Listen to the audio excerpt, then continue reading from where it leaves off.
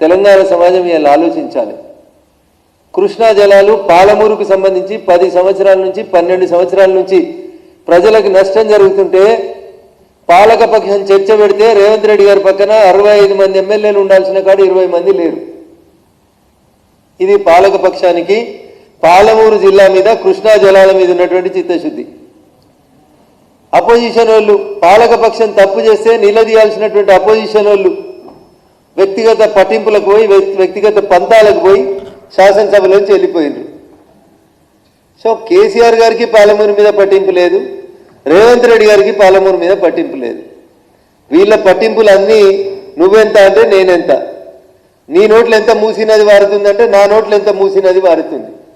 ఈ కంపు, ఈ కొట్లాటలు, ఈ వ్యక్తిగత దూషణలు తప్ప కృష్ణా జలాల గురించి రాష్ట్ర ప్రభుత్వం రేవంత్ రెడ్డి నువ్వు పాలమూరు బిడ్డవు, నువ్వు ముఖ్యమంత్రి 2 ఏళ్ళు అయింది, పాలమూరుకి కృష్ణా జలాలను ఎందుకు తీసుకపోతలేవు అని కార్నర్ చేయాల్సినటువంటి ప్రతిపక్షంగా బీఆర్ఎస్ 100% విఫలమైంది. కాబట్టి తెలంగాణ సమాజానికి మేధావులకు నేను చేసేటువంటి అప్పీల్, ఒక్కలమున్నా, ఇద్దరమున్నా, ముగ్గురమున్నా, 8 మందిమున్నా, 7గురమున్నా తెలంగాణ సమాజంలో కాంగ్రెస్ పార్టీని నిలదీయగలిగింది కేవలం అంటే కేవలం భారతీయ జనతా పార్టీ. కాబట్టి కాంగ్రెస్ ఎట్లా గెలిచిందో ఏమైందో ఇందాక నేను చెప్పిన, కొంతమంది నాయకులు మా నుంచి అడిదిక్కు వలసపోతే కాంగ్రెస్ అధికారంలోకి వచ్చింది.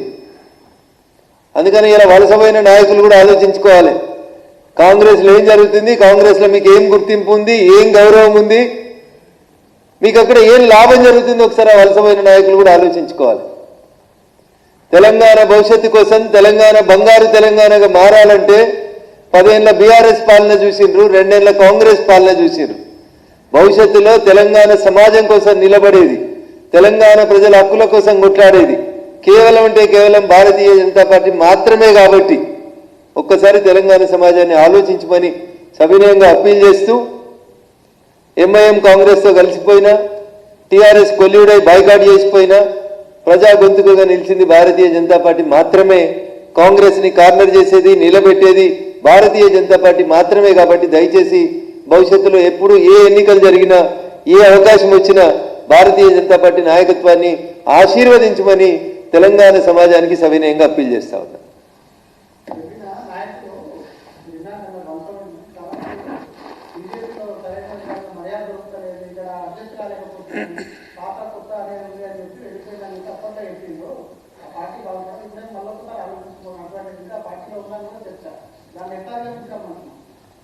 పాత కొత్త అనేటువంటి సమస్య ఎక్కడ లేదన్న, ఇది కేవలం మీడియా మిత్రులు సృష్టించినటువంటి సృష్టి.